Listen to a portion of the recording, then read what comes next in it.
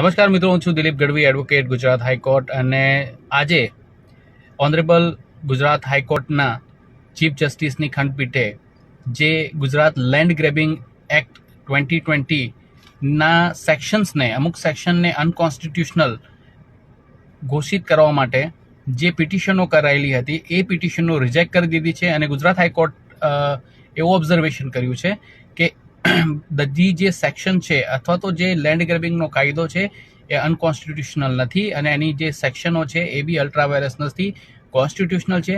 અને એ ઓબ્ઝર્વેશન સાથે એમણે બધી પિટિશનો રિજેક્ટ કરી દીધી છે. જેથી હવે જે લોકોએ જ્યારે ફરિયાદ ફાઇલ થઈ એ વખતે જ્યારે ઓનરેબલ ગુજરાત હાઈકોર્ટની અંદરથી સ્ટે લીધેલો હતો એ લોકોએ હવે એની પ્રોસિડિંગ્સ, એની ઇન્વેસ્ટિગેશન ફેસ કરવી પડશે.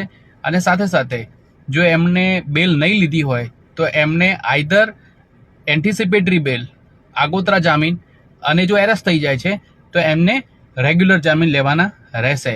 આશા રાખું છું કે આ વિડીયો તમને ઉપયોગી થશે. આ વિડીયોને વધુમાં વધુ શેર કરો, લાઈક કરો, સબસ્ક્રાઈબ કરો.